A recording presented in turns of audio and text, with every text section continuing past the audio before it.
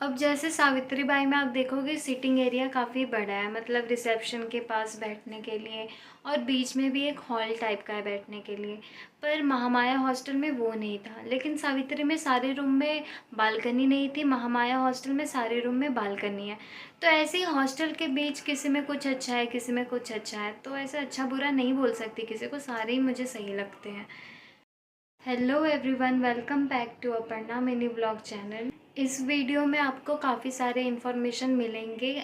जितने भी डाउट थे मैं सारे कलेक्ट करके इसी वीडियो में आपको बताऊंगी, फ़ीस से रिलेटेड, हॉस्टल से रिलेटेड। तो इस वीडियो में लास्ट तक आप देखना, कई सारी इन्फॉर्मेशन आपको मिलेंगी। आज के वीडियो में मैं आपको बताऊंगी कि आपको कौन से बुक लेने होंगे आईटेप कोर्स के लिए। तो मैं अभी थर्ड ईयर में आ चुकी हूँ और ऑनेस्टली मैंने एक भी बुक नहीं लिया है। इवन मेरे क्लास में 50% से ज़्यादा, आई थिंक 100% ही होंगे, बट फिर भी 100 नहीं, किसी ने कोई बुक ख़रीदा ही नहीं है।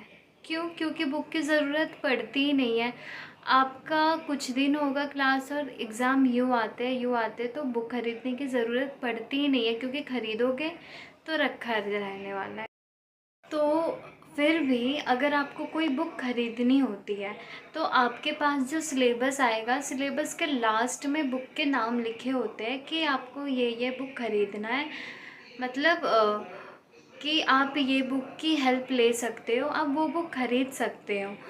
बट आई थिंक जिन्हें बहुत ज़्यादा प्रैक्टिस करना है फ्यूचर के लिए वो ख़रीद सकते हैं, इसमें कोई बुराई नहीं है। बट एग्ज़ाम के लिए आप बिना बुक का भी आईटेप कोर्स कर सकते हो, क्योंकि आपको पीडीएफ हमें मिल जाता है और पीडीएफ प्रिंट आउट करवा लेते हैं। बीएड के नोट्स हमें मिल जाते हैं तो वही हम प्रिंट आउट करवा लेते हैं, स्पेशल कोई बुक ख़रीदना नहीं पड़ता है।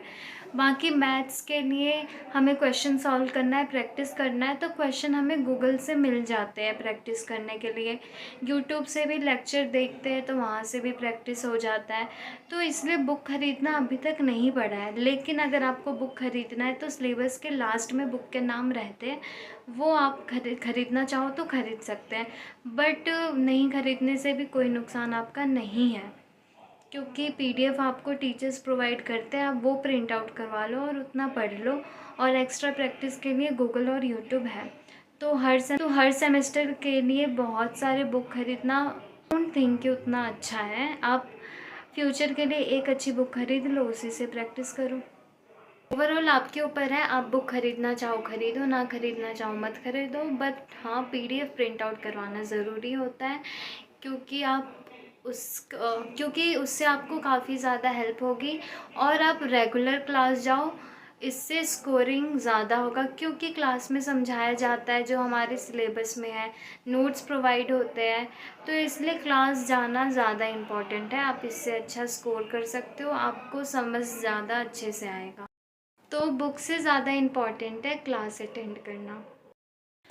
अब एक और डाउट आया था कि हॉस्टल में कपड़े छत पर सुखा सकते हैं या नहीं।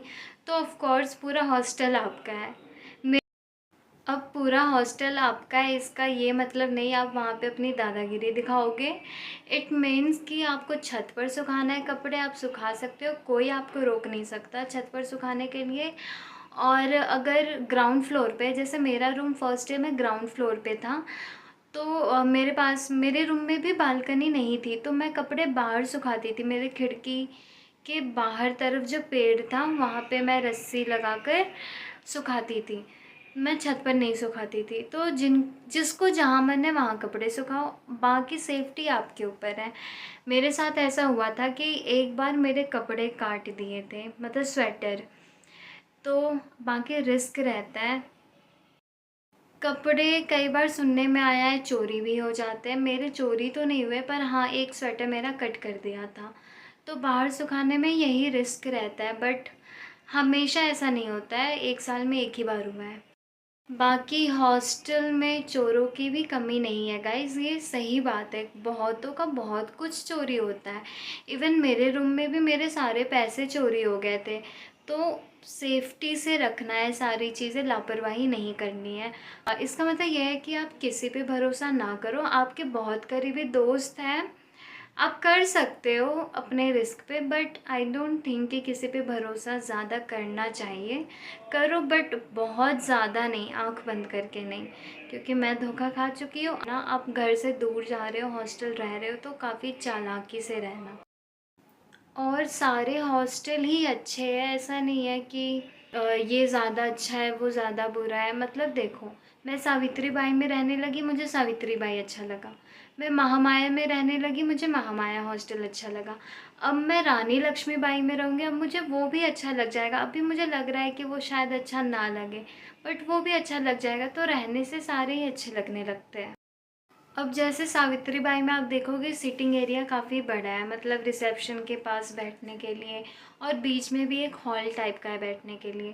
पर महामाया हॉस्टल में वो नहीं था। लेकिन सावित्री में सारे रूम में बालकनी नहीं थी, महामाया हॉस्टल में सारे रूम में बालकनी है। तो ऐसे ही हॉस्टल के बीच किसी में कुछ अच्छा है, किसी में कुछ अच्छा है, तो ऐसे अच्छा बुरा नहीं बोल सकती किसी को, सारे ही मुझे सही लगते हैं। अब एक और सवाल आया था कि आयरन अलाउड है या नहीं। तो of course kettle, iron, induction, ये सारी चीज़ें अलाउ नहीं होती हैं। बाकी आप अपने रिस्क पे रख सकते हो। रूम की चेकिंग भी होती है पर ज़्यादा नहीं होती है। तो आप समझ रहे होंगे मैं क्या कहना चाहती हूँ। तो अपने अपने रिस्क पे आप रख सकते हो, लोग रखते हैं। अब फीस से रिलेटेड डाउट था कि लास्ट डेट क्या है। तो अब लास्ट डेट शायद अभी कंफर्म नहीं हुआ है। 12 अगस्त फीस सबमिट करने का लास्ट डेट है। और देखो, फीस सबमिट करने का रूल क्या है, मतलब जो लास्ट डेट है आपको तभी सबमिट कर देना है सारी फ़ीस। एकेडमिक, हॉस्टल, मेस, सब कुछ जितना है, सब सारी फ़ीस आपको सबमिट करनी है। लेकिन अगर आप नहीं करते तो आपका फ़ाइन लगता है। हर दिन 100 रुपये बढ़ता है। जैसे 12 अगस्त लास्ट डेट है, अब अगर आपने नहीं दिया उस दिन फ़ीस, तो आपका फ़ीस बढ़ेगा, मतलब फ़ाइन लगेगा। जैसे कि 13 अगस्त को 100 रुपीज़ फ़ाइन, 14 को 200, फिर 15 को 300, ऐसे बढ़ते बढ़ते बढ़ते बढ़ते वो 3,000 पे जाके रुक जाएगा। मतलब उसके बाद आप कभी भी सबमिट करोगे 3,000 फ़ाइन लगेगा। ऐसे 100, 200, 300, 400, 500 करके 3,000 पे वो रुक जाएगा। अगर आपको अभी भी कोई और डाउट हो तो आप मुझे कमेंट करें। Please like, share and subscribe my channel.